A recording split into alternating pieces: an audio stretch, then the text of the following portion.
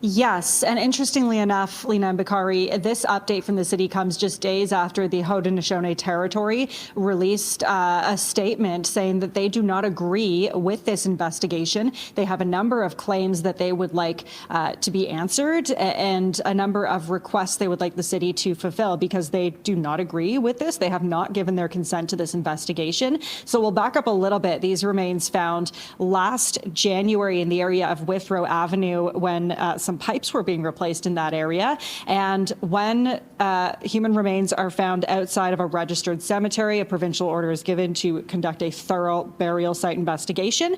So the city is now doing that. Out of respect, it says, it invited 11 First Nations to participate in this burial site investigation.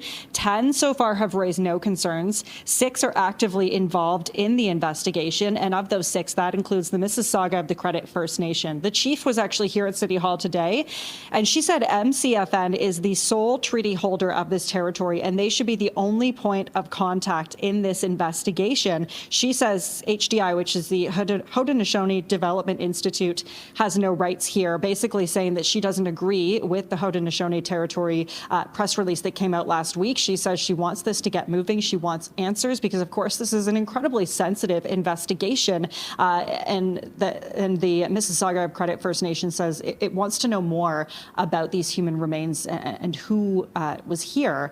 Here's more from the chief today when she spoke to reporters and gave a presentation at City Hall. We know where our lands are. We're all standing on them right now. We know that what our rights are. We know we have never surrendered our rights within our treaty lands, and we know those rights are as vital and important today as they were when our treaties were signed centuries ago. And more than anything, we know what our obligations are. We are stewards of these lands, stewards of these waters, and guardians of the legacy of our ancestors. Now, the Haudenosaunee Development Institute is demanding a number of requests, as I mentioned, including the return of its ancestors' remains. The city has said it is unable to meet those demands and has notified HDI of that. And so it sounds as though the city is going to continue with this investigation. We heard from some of the members of the investigation today, including Lisa Merritt, who is part of ASI, so part of the dig that will be happening here and looking into the discovery of these remains. She spoke a little bit more about the next steps in this investigation. I can say that too, it's very preliminary. We don't know how many people, how many individuals are down there.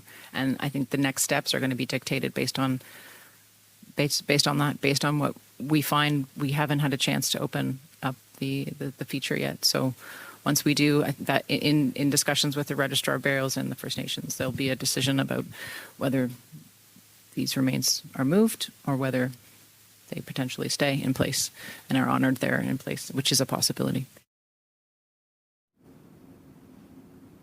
So Lisa Merritt, I should have mentioned also, is a practicing archaeologist, and she was talking a little bit more about what we know so far. Obviously, as you heard from her, there's a lot we don't know in terms of the human remains that were found around Withrow Avenue, Lena and Bakari, but she also mentioned what they do know is about 600 generations of Indigenous peoples were on that area of land. So that shows you just how far that goes back. And there's so many other answers here that we don't have yet. But meanwhile, as I mentioned, it sounds as though that investigation is going to continue. All the on-site part of that investigation hasn't commenced yet. And we were trying to get clarification today from the city in terms of people who live in that area or maybe who have properties, whether what they should know, whether those properties will be disrupted in the investigation. And we didn't get a clear answer on that.